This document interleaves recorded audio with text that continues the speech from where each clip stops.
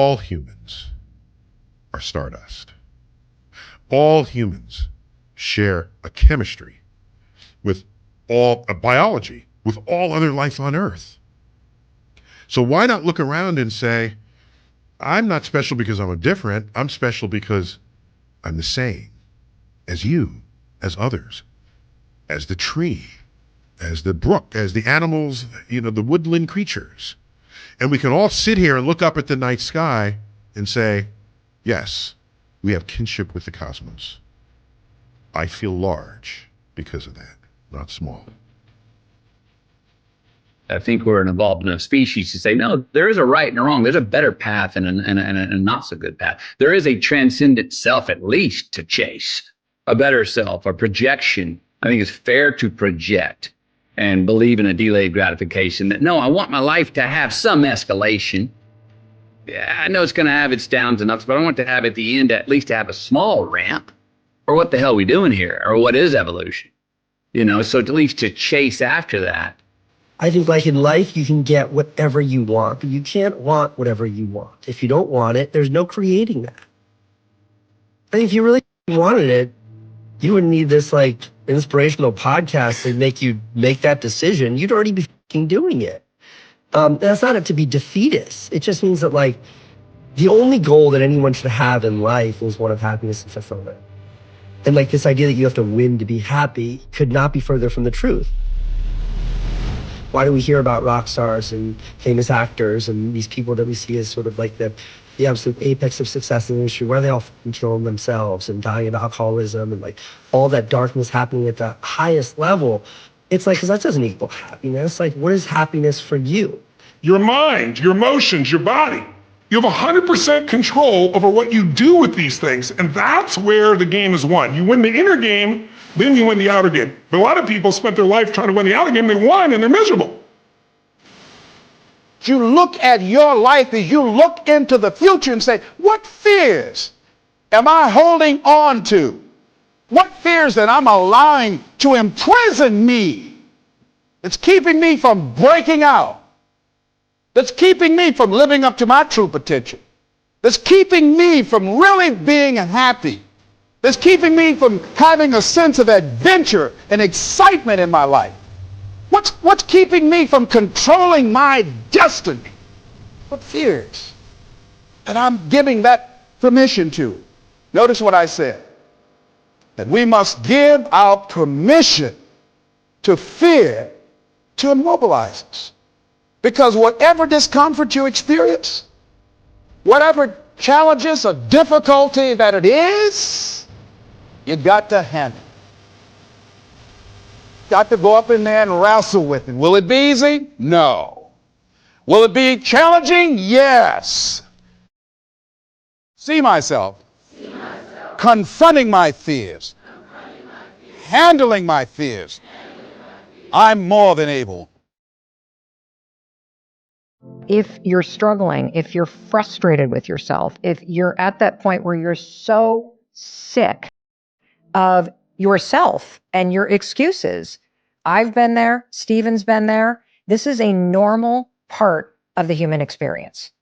And at some point, either the pain is going to get big enough, or you're going to bump into somebody's story somewhere on this planet who has been in the position that you're in right now, facing the stuff that you're facing right now. And there is something about their story at this exact moment in time that will ignite something in you that is missing. And what is missing in you right now is hope. Because when you're stuck and when you are on a downward spiral, whether it's just in your own head or it's in self-destructive behavior, the thing that's missing in your life is hope. You don't believe right now that anything is going to make a difference. What if this is the time sobriety sticks? What if I go to therapy and I actually do change the way that I think?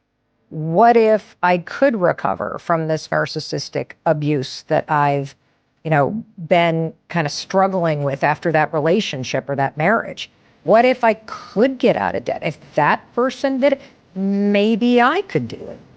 And without either hope or that kind of rock bottom moment, I don't think you're going to change. Scratch is what makes you better. Scratch, friction, obstacles create growth. There's no friction when you're this far up in the game anymore. You think there is. That's right. When you cheat so much, the friction is minor. Because why? I'm sore. I'm going to get a massage today. I'm hungry. I'm going to eat today. The refrigerator is always full. So your comforts are now, so your discomfort is now very minuscule to your discomfort back here in the $7 a month place.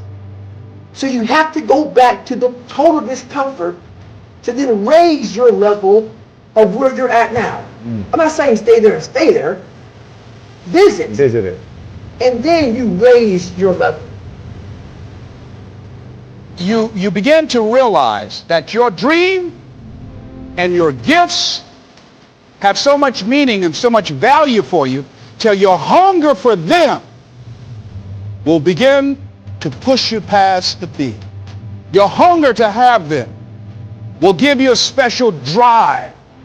As you work on yourself, as you begin to acknowledge your true identity, the true power that you have, the true capacity you have to bring about change, the miracle working power that you have within yourself to do the things that you want to do. And once we learn to make choices that will measurably pay us back, give us more residuals for longer term, for longer time in life, we start to fall into that wise place of being able to navigate the art of living, where life becomes a little bit more of a dance.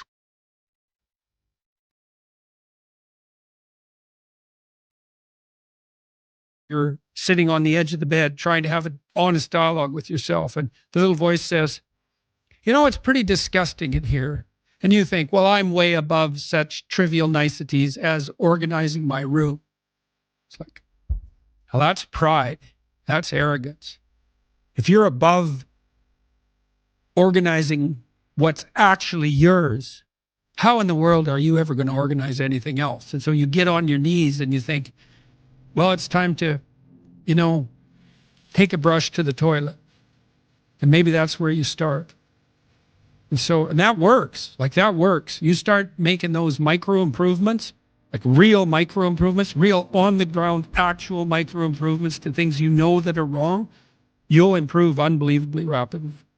If you don't have hope and you don't have this breakthrough where you have for just a millisecond this insight where you go, well, what if things didn't work out?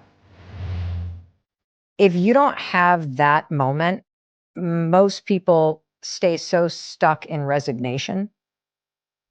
There are so many people that are not aware of how much better and how much more present and how much more joy they could experience in their life. See, when you are not filling your life with the things that you are capable of doing, see, we all have some stuff that we've been given. And I don't think that it's optional for us to sit on what we have. See, if you're sitting on what you have, what you've been given, I think everybody's been given something to bring to the planet. That only you can do that. Only you can perform that. Only you can initiate that activity. And if you don't do that, if you're not filling in your life with your life work or your mission, then there are gaps in your life. And what we do when we're not living out our true identity, we begin to fill the gaps. We fill the holes with garbage.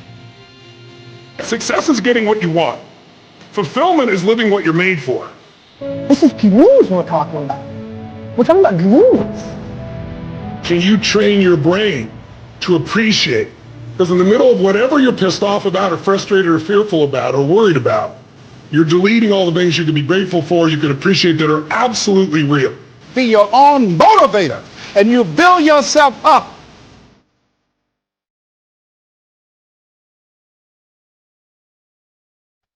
And that's the problem with the mind. You know, I want your listeners or viewers to really think about this. You do not experience life. You experience the life you focus on. That's it.